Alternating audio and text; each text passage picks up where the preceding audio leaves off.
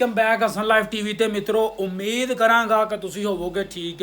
अज दा cantt fresh वधिया जिहा व्लॉग स्पैशल जिहा व्लॉग घैंट जिहा व्लॉग करने आ स्टार्ट। अज दा जिहड़ा व्लॉग है वह स्पैशल किस्म दा बेहतरीन किस्म दा वे डेडिकेटेड व्लॉग वे साडे इस वीर वास्ते।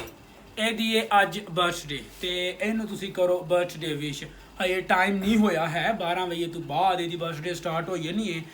12 ਜਦੋਂ ਤੁਸੀਂ ਇਹ ਵਲੌਗ ਵੇਖਦੇ ਹੋਣੇ ਹੋ ਉਦੋਂ ਤੱਕ ਇਹਦੀ ਬਰਥਡੇ ਹੋ ਚੁੱਕੀ ਹੋਣੀ ਹੈ। ਇਹਦੀ ਬਰਥਡੇ ਵੇ 29 ਅਪ੍ਰੈਲ ਨੂੰ ਇਹਦੀ ਬਰਥਡੇ ਪਏਗਾ ਨਾ 29 ਅਪ੍ਰੈਲ ਨੂੰ ਇਹਦੀ ਬਰਥਡੇ ਤੇ ਸਾਰੇ ਬਰਥਡੇ ਵਿਸ਼ ਕਰੋ ਤੇ ਅੱਲਾ ਖੈਰ ਰੱਖੇ। ਅੱਜ ਦਾ ਸਾਰਾ ਜਿਹੜਾ ਵਲੌਗ ਹੈ ਉਹ ਇੰਨਾ ਦਾ ਹੀ ਹੋਏਗਾ। ਅੱਜ ਸਾਡਾ ਬਰੀ ਦੇ ਵਿੱਚ ਵੇ ਤੀਸਰਾ ਦਿਨ ਤੇ ਚੈਨਲ ਨੂੰ ਸਬਸਕ੍ਰਾਈਬ ਕਰੋ ਤੇ ਵਲੌਗ ਕਰਨੇ ਆ ਸ਼ੁਰੂ। ਲਓ ਜੀ ਮਿੱਤਰੋ ਗੀਗਾ ਮਾਲ ਤੋਂ ਅਸੀਂ ਨਿਕਲ ਚੁੱਕੇ ਹਾਂ।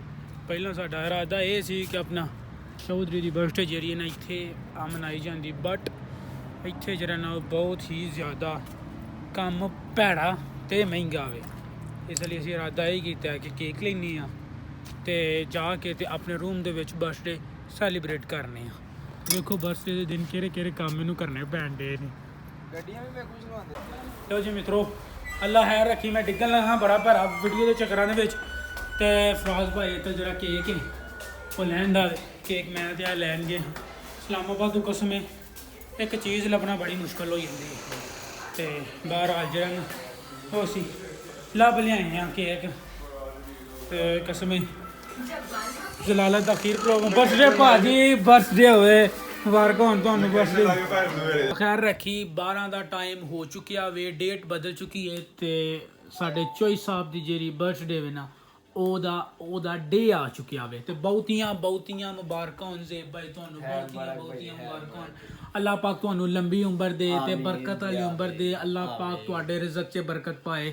ਤਾਹਰ ਭਾਈ ਤੇ ਫਰਾਜ਼ ਭਾਈ ਸਾਡੇ ਨਾਲ ਨੇ। ਤਾਹਰ ਭਾਈ अल्हम्दुलिल्लाह भाई सारा टूर जो है ना बहुत ही अच्छा गुजरा। थोड़ा जा रहा है वापस हो जाना सियालकोट जो है भाई हैप्पी बर्थडे ਤੁਹਾਨੂੰ ਮੁਬਾਰਕ ਹੋਏ। Thank you Bhai thank you. Faraz ਭਾਈ ਸਾਡੇ ਨਾਲ ਨੂੰ ਜਰਾ ਕੰਮ ਲੱਗੇ ਨੇ ਤੇ ਸਾਡੀ ਦੁਆ ਵੇ ਅੱਲਾਹ ਪਾਕ ਜ਼ੇਬ ਭਾਈ ਨੂੰ ਲੰਬੀ ਉਮਰ ਦੇ।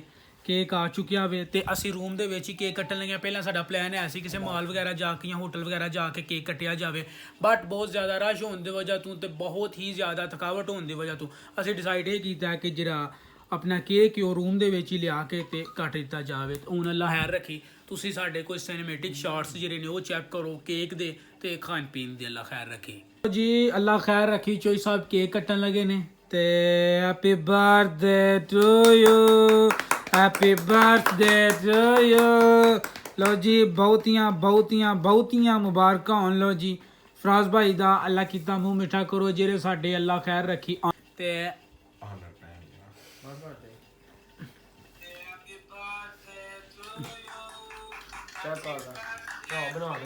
ਅਸੀਂ ਵੀ ਅੱਲਾ ਖੈਰ ਰੱਖੇ ਉਹਨਾਂ ਦਾ ਜਿਹੜਾ। ਲੋ ਜੀ ਅੱਲਾ ਖੈਰ ਰੱਖੇ। ਅੱਲਾ ਪਾਕ ਤੁਹਾਨੂੰ ਜਿਹੜਾ ਨੂੰ ਲੰਬੀ ਉਮਰ ਦੇ। ਸਾਡੀ ਦੁਆ ਵੇ ਤੇ ਫਰਾਜ਼ ਸਾਹਿਬ ਜਿਹੜਾ ਕੁੱਦ ਪਏ ਨੇ